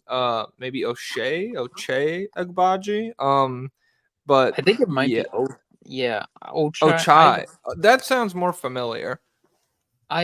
He's I definitely should know this, but I watched too many games on mute to know. So all I know is he was the best looking man in Salt Lake City, and now he might be the best looking man in Toronto. Yeah. You watch games on mute? See, I like to be overstimulated when I'm sitting around. So like Well, I'm the I'm guy. listening to other stuff. I don't listen to the commentary. I listen to like other podcasts or like music or stuff. I Oh, don't. I Yeah. I have I have the commentary on, and then sometimes I'll have like a video game on, and then I'll have like my TikTok open on my leg, and I'll just like scroll every time I get sick of the video looping, and I'm like, yeah, this is good for me. This is really So good when for you how when my you brain saw the functions. Apple Pro headset where you got like 10 things on the screen at once, you're like, I got it. That's an investment. That's a I write off. need it. I need it. I'm gonna Subway Surfers life. Yeah, I'll just have like Subway Surfers highlights going in the bottom half of my vision at all times. It'll be super fun. Nice. Yeah, I don't know. What do you think about the Kelly Olynyk pickup? And Agbaji's not bad. I think he's gonna be a pretty solid role player. So I don't know. Maybe he is better than whoever you take with your first round pick this upcoming season. it doesn't really feel like that. And I'm pretty sure you need to re-sign Olenek in the offseason. So I don't know. It's kind of a weird move. It got a little bit Is of he scrutiny expiring? online. I believe so. Let me check real quick. Yeah, it is kind of a weird move. They didn't move Bruce Brown because they I guess there weren't too many great offers out there. And so they said we're gonna wait till draft time to trade him. So they have him for now. They traded Dennis because he was upset with his role. I think he did not sign up to be on like a rebuilding team that trades Siakam and Anunoby, and then they get quickly and they start playing quickly, and so he's like, oh, come on, guys. So yeah, that was, they're losing a good player, but they're doing right by the player so he can get what he wants. But yeah, they waived Dinwiddie, and then yeah, they got Olynyk and Abaji for Kira Lewis, OPJ, and a first. So yeah, why exactly? I guess they are thinking the draft is so weak that we're not going to get anybody better than this. But it's very interesting move because it feels like a win now move. But why are they trying to win now? Scotty's an all star, but I don't know what they're Yeah, doing. I mean, win now. We just traded Siakam and OG. We're 5-11 since the OG trade. Win now mode. Let's get it. Lock in. It's weird. Yeah, I don't know. And Olynyk is for sure expiring. By the way, he's done. He's an unrestricted free agent this offseason. But he's also been good. I think he'll get And a he's fair from amount. Canada. He is. Yes, Team Canada. They were gonna. Who else could they get? I know Wiggins is They have Canadian. RJ, uh Dylan SGA, Brooks. maybe Jamal Murray too. They're putting Mm, together a super team up there of Canucks. So yeah, the Bruce Brown retain, that's a little strange, but like you said, once draft time rolls around, I expect them to start shopping him a little bit again. But yeah, I don't know. Active rebuilding is still the road forward. They're full on tanking this season. But like you said, Scotty Barnes, all star. Good for him. I liked woo. the nod. Him, if you had to pick, I think he's been more consistent than Jared Allen. Jared Allen had like a weird 15 game start to the season, if I remember correctly, where the numbers were a little bit down.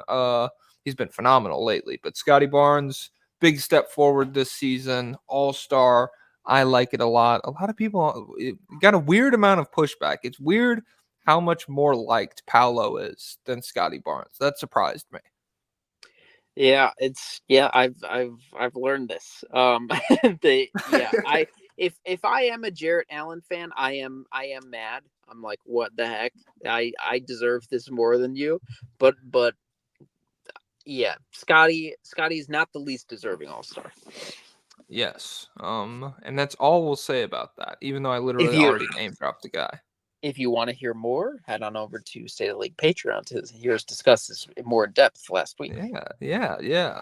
We were not hating. We were giving full on, just like straight up analysis. I didn't say anything mean. I didn't say anything subjective. But Jared Allen's got no drip, so that is what it is. He dresses like he's good at Smash Bros. That's what the internet's saying. He's got no That's true. swag. You know who has swag? You know who has drip? You know who Who has has swag? Who has drip? the Charlotte Hornets, Oh, except for Miles Bridges. Yeah, but beyond that, I mean, they've all he got. needs some orange jumpsuit drip is what he needs. Hey, Hey, got his ass. Go to prison. We'll see. You got a court date coming up, buddy. Hornets 0-4 in their last four losses to the Raptors, Pacers, Thunder, and Lakers. I am glad Miles Bridges isn't on a team that I have to pay attention to. But they did lose the trade deadline by keeping him. How the fuck does he have a no trade clause? Oh my god. And then I wrote down the PJ Washington trade. How'd you feel about that off the top? it's it's very interesting. I think it could backfire because he's not shooting well, and I don't know how good he is defensively. Because yeah, with guys like these, like even when I watch the Hornets, like I'm like, to really get a feel for guy, I have to like lock in on him, just personally, like watching him, Mm-hmm. and I have not necessarily done that for like, oh, I got a sneeze coming. Oh shit! Here we go. Lock in, everybody. Oh, Bless you. there's a squirrel right in front of me looking at me while I sneeze. What if it's a dead Damn. ancestor of mine who says feel safe to sneeze? No, this squirrel has big balls, I think. Um, Oh my they god. the what were we talking about? Oh, PJ Washington, yeah. So for them, not the craziest move. They're bringing in Grant Williams and Seth Curry. I am incredibly excited to see Grant Williams in that locker room because he's very annoying. All the Celtics guys are like, well, so first off, college basketball fans hate Grant Williams. Williams at Tennessee was like the most annoying guy on earth. Um, Celtics fans and Celtics players like Jaylen Brown and Jason Tatum, they're like, he's so annoying. We're happy to see him again, but he's so annoying. And then after the Mavericks traded him, there's like a report that came out like we traded him because he's so super annoying. And so I wonder how that is gonna mesh with LaMelo, with Miles Bridges, with all these guys, and like I feel like if there was is there going to be a fight? Is he if there was ever somebody to bring up Miles Bridges' situation to him, I feel like it could be Grant Williams. So I Oh my wonder what's god. going to go on there. But yeah, they also traded Gordon. Did it? I got a spam call. Gordon Hayward for Bertans, Micic, and 2 second-rounders. So And Trey kind of. Man. Don't disrespect Oh, Trey Trey Man. Man. Yes, Trey Man. So Trey Man, I think I had him like sixth on my board or something in 2021. Way too high. He doesn't go sixth in a redraft. Come on. Probably not. But very cool player, cool handle, cool deceleration, cool pull up 3-point shooting. But I think the rim penetration, rim finishing, not necessarily great. And also he hasn't shot it as well as I hoped. So, but Yeah. he's had a lot of guys in front of him in OKC. So that is Possibly like the anti Grant Williams, because everybody was super mm, sad to see him leave Oklahoma City. Like all great his TikTok. all his teammates were like, fuck, dude, Trey's gone. Oh man. So like maybe they'll cancel each other out. Maybe Grant Williams will be like guys, coach is right. And Trey will be like, everyone quiet. It's fine. Just leave him alone. He's trying his best. He's not used to being this bad. It's okay. Yeah, I don't know. I like Hayward for OKC. We could probably talk about it more from their perspective in Yeah. the West, in the Patreon. If you want to know what Mm, Oklahoma City's going to do with Gordon Hayward, you got to go subscribe to patreon.com/state of the league. That's the only way I'm going to talk to you about it. From Charlotte's perspective, it feels like a mini, like a role player haul almost, where you get Trey Man. I don't know. The upside for Trey Man at this point is like if he's a rotation player, you hit it out of the fucking park. But Bertans is 16 mil off the books after next season, and cash, and you get 2 second-round picks. That's not too bad for Gordon Hayward. I liked it. I feel like they've selling him and selling Rozier. They timed it really well this season. PJ Washington, it's like a little, I don't know. It's fine. He's not as good as his numbers would suggest, I don't think. Like in terms of just looking and being like, oh shit, 16 points per game. But yeah. Charlotte has this really weird thing where if they're not playing a 7-footer, their entire front court's like 6'8", it seems like. And Yeah. PJ Washington definitely fits that mold. So I don't know. In terms of just getting back to a traditional 1 through 5 lineup, it's probably good that they're moving off of him. Getting a first-round pick for PJ was nice. The fact that it's in 2027 kind of sucks, kind of takes the wind out of the sails there a little bit. But That I could don't be a know. good year.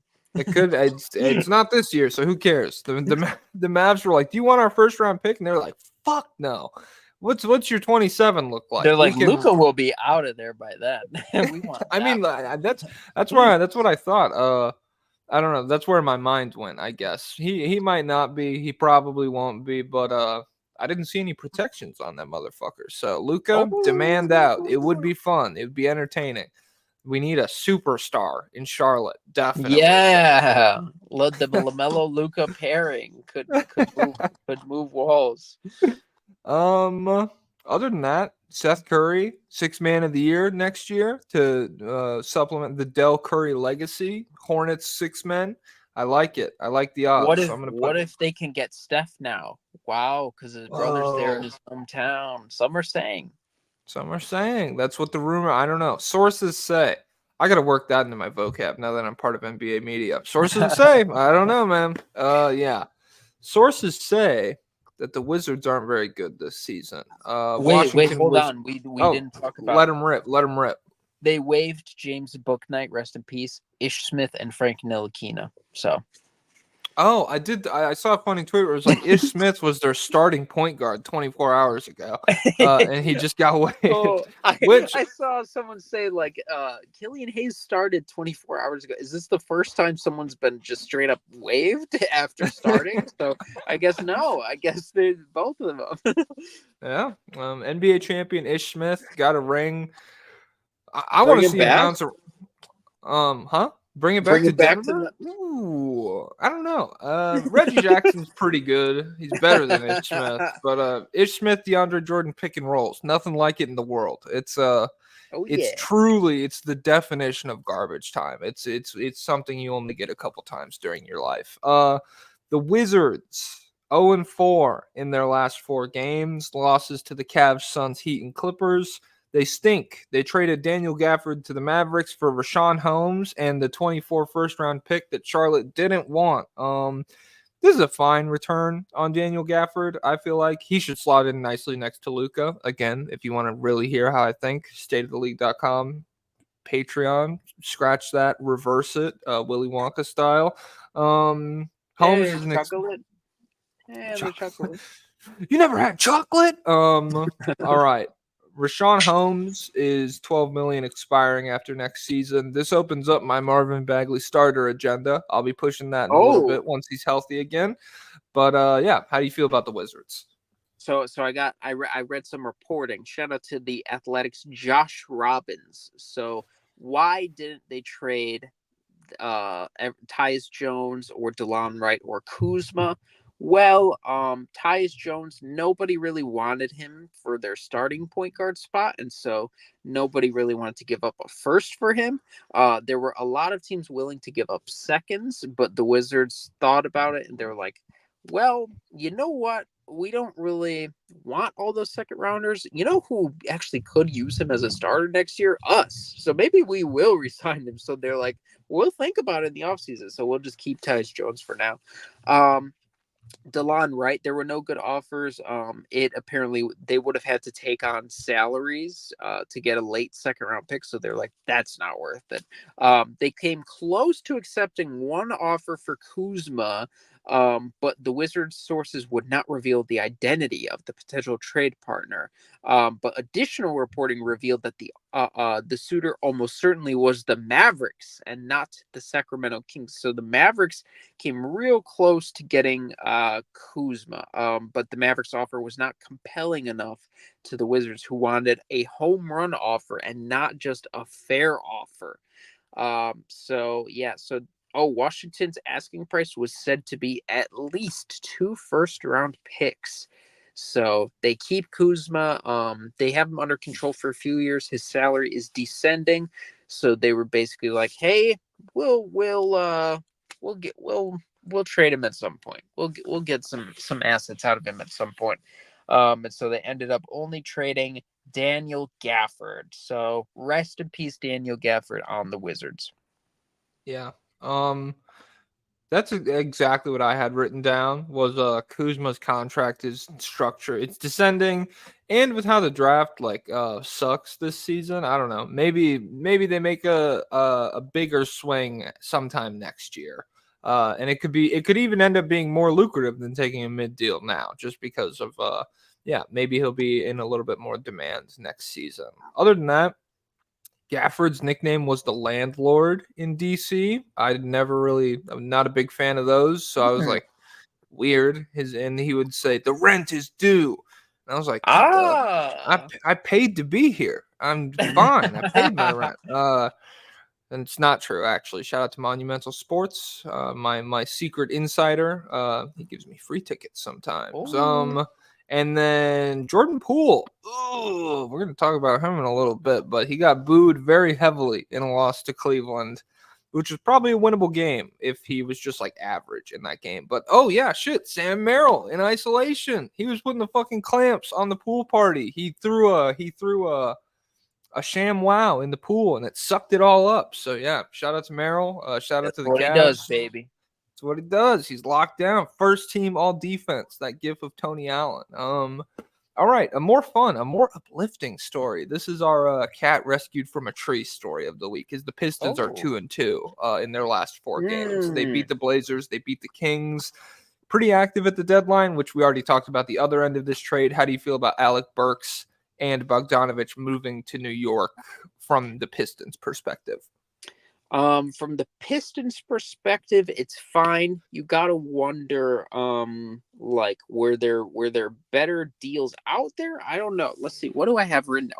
I have some stuff written down. So the Detroit Pistons made more trades than any other NBA team during trade deadline week, and at one point they had 18 players on their roster. That's way too many. So out of the entire week, this is who they got. They got Simone Fontecchio, famous for obstructing ice price minutes in Utah. Quentin Grimes, Troy Brown Jr., Malachi Flynn, Shake Milton, and Evan Fournier, who I believe they bought out. And this is who left the team: Killian Hayes, Joe Harris, Kevin Knox, Bogdanovich, Burks, and Monty Morris. And so also, if you factor in that they brought in Mike Muscala and Gallinari on January 14th, or no, wait, yeah, and they traded him for Bagley, Livers, and second round picks. So the Pistons, they're changing things up. They're getting whole new faces in there. They did trade their two best shooters maybe on a team that really needs shooting. But I think the number one move is like taking the pacifier out of the baby's hand so he stops ruining his teeth. They cut Killian Hayes and they were like, listen, you need to stop it's like Moneyball when they were like, play Chris Pratt, and the coach is like, I'm not playing Chris Pratt, and then he's like, guess what, we traded Pena. He's like, god dang it, I have to play Chris Pratt. Except in this instance, it's not some like injury ridden, like washed up player who's actually really good at one specific thing. It's Jaden Ivey, one of the best athletes in the entire NBA. Are they better without Cade? No. Cade came back and they were good again. So the Pistons, they're back on top. Quentin Grimes, good piece to add. I'm feeling optimistic. Addition by subtraction, maybe. Yeah, I mean, I'm on board with that as well. I don't know. Jaden Ivey rocks, and I'm hoping this is just like a full step forward into Monty Williams. Does Monty Williams really want to get fired? Like, is this? It's I so fun. think he's trying. He must be trying to force their hand, and they're like, "We cannot fire him, man. We can't. We paid too much for this." That's so funny. Like through everything, through it all, he tried his best, and goddamn it, Jaden Ivey, 37 points against the Kings, beats them by like 13 points. They just came back last night from 23 down against the Portland Trailblazers. They overcame 49 points from Jeremy Grant to win the game. That was Jalen really good. Duren was going nuts in the Yes. fourth quarter and overtime. All right. Yeah. Shout out to the Pistons. I don't know. It's not as bad as it once looked. You guys will be fine. This is what it means to have direction, is that sometimes you need to be bad. You could be winning 38 games a year. You could be doing that. Which You're in I a mean, better spot than the Bulls, I'll tell you yeah. that much. Awards. Jeremy Lin Insanity Player of the Week. Who do you have? I have Kobe White, the only bright spot of the Chicago Bulls. 29, 6, and 7, 53, 52, 86 shooting, 69% true shooting, high volume, 3-point shooting is nasty. What a great player. He's just like the last star trying to escape the black hole. It's like one glimmer of light. It's all darkness behind him. He's yeah. Oh shit, you just watched Interstellar. Yeah, he's the robot in Interstellar that's like flying the ship. He's like in the event horizon. He's like Matthew McConaughey. I'm just an AI, but I still liked you, bro. Salute. Robot salute. Yeah. Shout out Kobe White. Also mine. Yeah, he was my player of the week as well. He's been fucking phenomenal. Like so good. He's also and no, I won't spoil it. Ferris Bueller's week off. Yeah, Kobe White rocks. That's all I got for that. But Ferris Bueller's week off. I had Jordan Poole, 7 points on 29% true shooting this week. That might be the lowest true shooting percentage we've ever had in this category. He did average 7 assists with 1 turnover, but it's not, it can't redeem you, man. Just horrible basketball. And yeah, he got booed at home in a winnable game. So I feel bad. I know you can do better than this. Hopefully you're the Forks comeback player of the week at some point, Jordan. But for this week, yeah, I don't know. You're at the art museum. You're definitely not playing basketball. Well, who do you got for this award? You should have gone to the game and cheered for him and been the one voice in the crowd saying, "It's okay, Jordan. You can do better." I had Tyrese Maxey because ever since that 50-point game, he's been struggling a little bit. He's been away. So Tyrese Maxey, you gotta get back on the horse. Ooh, excuse me. Forks comeback player of the week. Let's say it. Let's say it on 3. You ready? 3. Oh wait, 1, 2, 3 or 3, 2, 1. 1, 2, 3. All right. 1, 2, 3. Jalen Franz Duren. Wagner. Oh, all right. Give me the Franz case. So Franz Wagner had his 2 highest scoring games of the season in this past week. He dropped 38 and he dropped like 36 or 34 something. And so he's been someone's parking near me. Yeah, I can tell. You're really looking around shifty like. And someone's walking in like a dog. There's a lot going on. Franz Wagner, yeah, he's playing great basketball. Remember at the start of the season, everyone's like, "This guy's ass." Well, not anymore. So Not he's anymore. back. Fucking morons. Jalen Duren, the second coming of Dwight Howard, as we've all said multiple times. 2-2 record for the Pistons this week. He averaged 18 points and 13 rebounds on 77% true shooting. Shot 90% from the line on like 5 takes a game this week. So that I don't know, for like a ripped big guy, like in terms of I don't know, the graph where it's like how good your arms look versus how good your free throw percentage is. You're looking at like Dwight Howard, David Robinson range, which David Robinson's probably fine at free throws, but Dwight Howard sucked. Regardless, Duren had 13 points, 11 rebounds, and 3 blocks in the fourth quarter and overtime alone of the Blazers win last night, where he went for like 27 points, 22 rebounds, and then the 3 blocks. He was really, really good. He's been very physically imposing. Cooked DeAndre Ayton. Yeah, shout out to Jalen Duren. A nice bright spot in the Pistons' future. I like him a lot. All right. Who's your clutch player of the week? My clutch player of the week is Jalen Duren. I'm a prisoner at the moment. I watched him last night. I watched him have clutch buckets, clutch blocks down the stretch of that Portland game. He was so awesome. I thought, this guy's clutch. I'm writing him down. Hell yeah. It was a great play in overtime. I think it was like literally last minute of overtime where Detroit got a good turnover and they fucked up the layup. And I was like, oh, double overtime. Let's get it. And then Duren just fucking slammed it on the putback. And I was like, oh shit. All right. Jalen, relax, please. Yeah, I like him a lot. He's fun. Mine was Kobe White. All week. I'm literally the reverse of you, not a prisoner of the moment. Back it up with cold, hard facts and numbers. He's averaging 13 points per game in the fourth quarter over his last 4 games on 80% true shooting. He has scored double digits in all fourth quarters of the Bulls game this week, including 21 in the fourth to send the Timberwolves game into overtime after a 23-point comeback, which they ended up winning. He's been he's good. Hot take. Shout out Kobe White. Woo!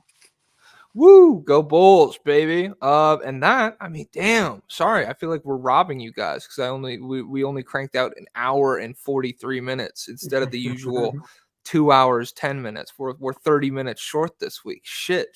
Where can the people find you, Pablo? Hot Tunes TV China NBA. Pablo Escobar on TikTok, and the State of the League Patreon. Please, please become our lobbyists. Yeah, become a lobbyist. If you want us to not hate on Paolo, if you want me to say that Paolo should be a starter based strictly on numerical evidence, I'll say it. If you give me $5 a month, We I'll gotta say add a whatever. higher tier for that for me. $8 a month, maybe. Yeah, Eight but million. patreon.com/state of the league. This is the free episode this week. Obviously, you didn't pay any money to listen to this, you cheap fuck. But there's, I don't know. We'll crank out some other fun shit over there soon. I've said we'll add a Discord in every promo so far. I have not done it yet. That's on me. Fraud. I'm a fraud. Fraud. I'm a fraud. I'm like Troy Weaver in 2020, where I'm like, I'm really going to turn this franchise around. And then 4 years later, shit has not changed. But it won't take me 4 years. I promise. I got to figure out how to put a password on a Discord server. I'm old. I don't know what I'm doing, but I'll figure it out soon. Jokic Joestar everywhere. Twitter, TikTok, Instagram. I haven't done Goodreads. Maybe I'll sign up for that soon. But other than that, yeah, thanks everybody for tuning in. You guys fucking rock. And we'll catch you guys in the next episode. Peace.